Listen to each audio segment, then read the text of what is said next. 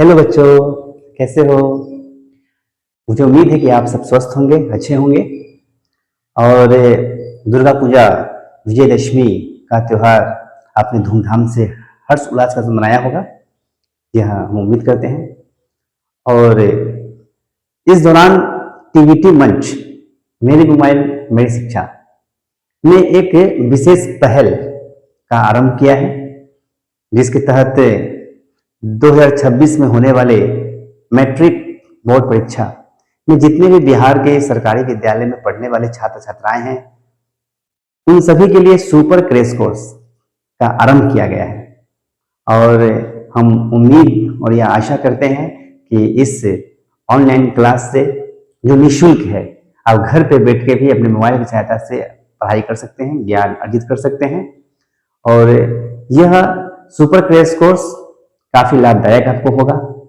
जो बच्चे भूल जा रहे हैं, फॉर्मूलाज मैथ्स में ज्यादा होते हैं, तो उनके लिए यह वीडियो काफी फायदेमंद है। किसी भी प्रश्न को हल करने में दिक्कतें आ रही हैं, तो आप वीडियो को 2 बार 3 बार पॉज करके, होल्ड करके, फिर से आप स्टार्ट करके देख सकते हैं और समझ सकते हैं। जबकि हम विद्यालय में पढ़ते हैं तो जो क्लास आगे बढ़ जाती है, फिर पीछे आने में दिक्कत होती है, लेकिन मोबाइल में ऐसी बात नहीं है।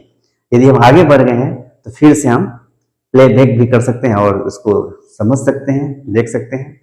यह क्रैश कोर्स आपका परीक्षा के समय तक चलेगा और सभी विषय के लिए आपको इसमें सामग्री, जो भी इंपॉर्टेंट क्वेश्चन है, जो भी समस्याएं हैं, हिंदी, इंग्लिश, साइंस, एसएसटी, जो विषय हैं, सबके लिए आपको सहयोग किया जाएगा। और आप अपने मित्र हैं, अपने जो भी छात्र छात्राएं हैं, उनको इसको शेयर कीजिए, जिससे सभी हमारे बिहार के बच्चों का भविष्य बढ़ सके, उनको पढ़ाई में और फायदा हो सके, और हम भी अपने राज्य के साथ साथ अपने देश का नाम ऊंचा कर सके। तो आइए, आज एक हम नए टॉपिक के साथ आए हैं टीवीटी के मंच पर, जिसका टॉपिक है ट्रिगोनोमेट्री।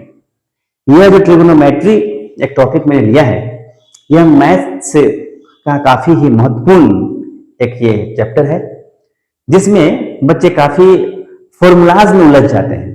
तो मैंने इस चैप्टर को काफी आसानी से पढ़ाने का, सिखाने का एक प्रयास किया है। आप जरा ध्यान दीजिए। यह चैप्टर जो है ट्रिगोनोमेट्री, ट्रिगोनोमेट्री जो है, इसमें इंग्लिश में ट्रिगोनोमेट्री कहते हैं, हिंदी में से हम त्रिकोणमिति कहते हैं। इसमें 3 शब्द जो है त्रिकोणमिति, त्रि मीन्स 3 होते हैं। जो आप देख रहे हैं त्रिभुज की बात मैं कर रहा हूं, तो इस त्रिभुज में 3 एंगल है, 1, 2 और 3।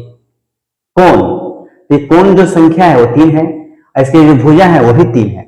मतलब इसमें 3 कोण की बात होगी और 3 भुजा की। यदि आपसे कहा जाए कि त्रिकोणमिति क्या है, तो हम कह सकते हैं गणित की वह शाखा जिसके तहत हम त्रिभुज के कोण और उसके भुजा, it means angle and sides, उसके जो कोण है और उसके जो भुजा है, इन दोनों में जो संबंध हम स्थापित करते हैं, वो हमें त्रिकोणमिति बताता है।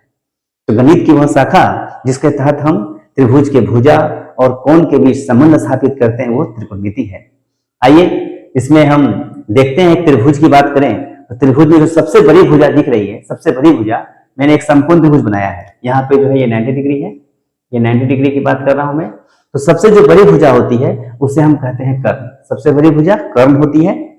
और यहाँ लिख दिया गया ना, सबसे जो बड़ी भुजा है उसे हम कर्ण कहते हैं। इसको हाइपोटेनस, एच से डिनोट करते हैं, हाइपोटेनस है। और यहाँ 2 भुजा और है, एक लंब और एक आधार होती है। तो ये क्लियर नहीं हो पाता है कि लंब कौन है और आधार कौन है। इसके लिए मैंने ध्यान दीजिए, हमने लिखा है कि एंगल के सामने वाली भुजा लंब कहलाती है। जिस भी एंगल का जिक्र किया जाए क्वेश्चन में, वो ध्यान देना है कि एंगल जो पूछा जाए उसके सामने वाली भुजा लंब होती है, और जो तीसरी भुजा है, अन्य भुजा जो तीसरी बच गई, उसे आधार कहते हैं। जैसे थोड़ा एग्जाम्पल में दे रहा हूं, ध्यान दीजिएगा। जैसे एक त्रिभुज है, ये एक त्रिभुज है, एक त्रिभुज है। त्रिभुज का नाम लिख दिया मैंने ABC, और ये एक समकोण त्रिभुज है। यहाँ 90 डिग्री की बात मैं कर रहा हूं। तो ध्यान दीजिएगा, यदि यह जो सबसे बड़ी भुजा है, इसका मान मैंने दिया 13 सेंटीमीटर, इसका मैंने मान दे दिया है 5 सेंटीमीटर, और इसका मान दे दिया है 12 सेंटीमीटर, 12 सेंटीमीटर, ठीक है।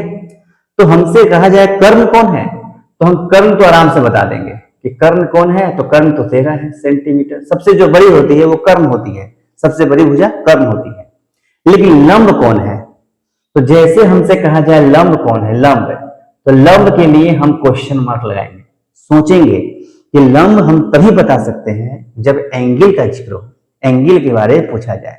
सच एज, जैसे यदि हमने कहा कि आप बताइए एंगल ए के बारे में, एंगल ए के बारे में लंब कौन है, एंगल ए के लिए लंब कौन सा है, तो एंगल ए का लंब जो हम बात कहेंगे कि एंगल ए के लिए लंब कौन सा है, तो हम एंगल ए देखेंगे और एंगल ए के सामने लिखा हुआ है, एंगल के सामने, तो एंगल के सामने ये 12 है, तो एंगल के सामने जो दिखाई दे रही है इसे हम लंब कहेंगे, जो कि 12 सेंटीमीटर है।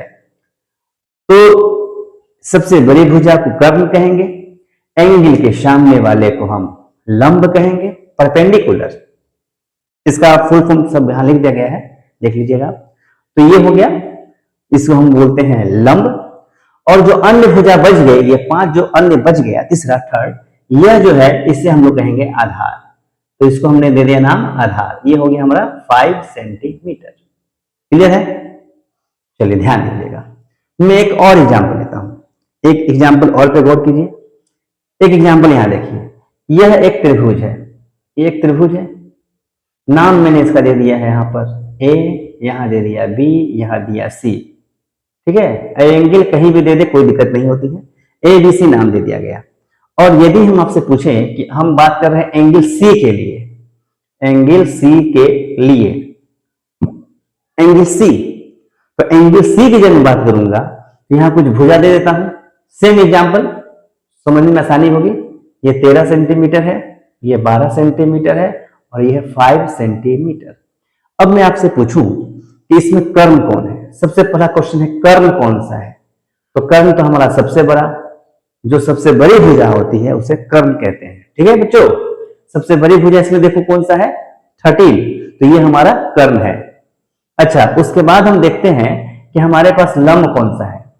पहले हम लंब की तलाश करते हैं, लंब कौन सा है ना, परपेंडिकुलर। तो हम देखेंगे कि जिक्र कौन से एंगल का है, एंगल सी, तो एंगल सी तो यहां है, तो एंगल सी के सामने, एंगल सी के जस्ट सामने, तो एंगल सी के सामने कौन सा है, 5, तो ये हमारा लंब हो गया 5 सेंटीमीटर। अच्छा, अब जो बच गया तीसरा, जो तीसरा बच गया वो 12 है, जो तीसरा बच गया उसे हम लोग कहते हैं आधार, इट मींस ये है 12 सेंटीमीटर। हमें तलाश किसकी करनी है, तलाश करनी है लंब की। तो लंब यदि मालूम हो जाए तो समस्या कहीं दिक्कत नहीं आती है। सबसे बड़ी भुजा को कर्ण कहते हैं, एंगल के सामने वाले को लंब कहते हैं, और जो तीसरी भुजा बच गई वो हमारा आधार होता है। तो मैंने 2 एंगल की बात की, हमने बात किया एंगल ए के बारे में, ध्यान दोगे एंगल ए पे बात कर रहे हैं, हमने बात किया एंगल सी के लिए।